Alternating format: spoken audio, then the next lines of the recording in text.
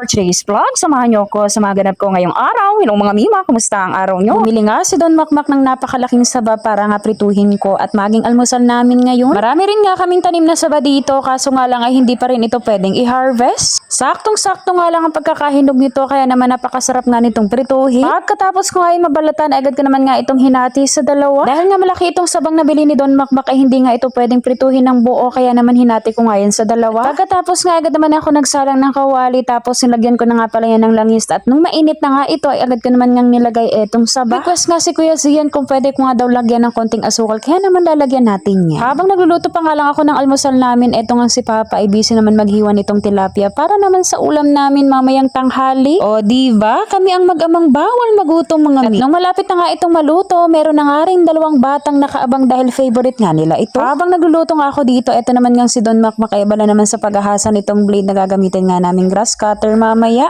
Tataas na nga ang damo dito sa palibot ng aming bahay, kaya naman napacheck out ako nitong rechargeable grass cutter. Meron na rin nga pala itong kasamang dalawang battery, kaya naman chinarge ko na nga rin yung isang battery para kapag nalobot na itong isa ay meron pa tayong gagamitin. Napakadali nga lang din ilagay nitong battery, bali isasalpak mo nga lang siya dito sa may handle. Literal small but terrible dahil maliit nga lang yung blade niya, pero kapag ginamit mo na nga itong pangkat ng damo ay talaga namang kahit malaking tangkay ay talagang kaya nitong putulin. Masyado na nga matataas at makapal yung damo dito sa may gilid ng bahay namin, at tingnan mo naman talagang napakadaling nga lang itong putulin gamit nga itong rechargeable grass cutter. Ito yung grass cutter na hindi mangangalay yung braso mo dahil napakagaan niya lang ni. At dahil natag-ulan na ay talaga namang mabilis nga lang tumubo at lumago ang mga damo ngayon. Pagka meron ka nga ganito ay talaga namang hindi mo na kailangan magamas dahil easy mo na nga lang mapuputol yung mga damo. Kaya kung gusto mo nga rin ito, ilalagay ko yung link sa comment section or click the yellow basket.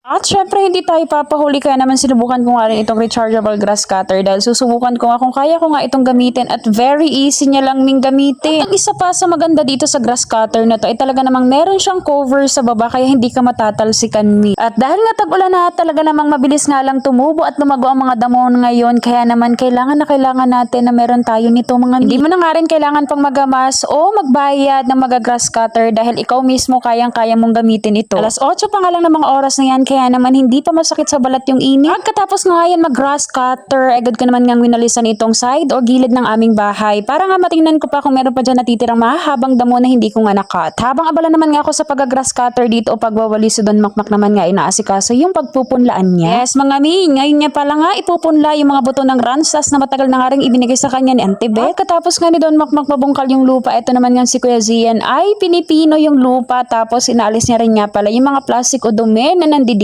sa ginawa ni Don Makmak na beddings. Forward mga mi, balit ang hali na nga pala ng mga oras na yan, at hiniwa ko na nga rin itong balat ng saba dahil ihahalo ko nga yan sa pakain dun sa baboy para makatipid-tipid naman nga tayo. Yan, balihin natin ko nga lang yan sa dalawa, tapos nilagyan ko nga lang yan ng konting feeds para nga hindi manibago yung panlasa ng ating alagang baboy. Ito nga pala si Kabang at magdadalawang buwan nga yan ngayong katapusan. At ito naman nga si Negra, bali 2 weeks na nga rin niyang nabarakuhan at naway magtuloy-tuloy ang kanyang pagbubuntis. Yes mga mi, lahat nga ng alaga kong baboy ay talaga namang meron niyang kanya-kanyang pangalan. Kaya ano fa, see you on my next vlog. Please like, follow, and share. Salamat sa panonood!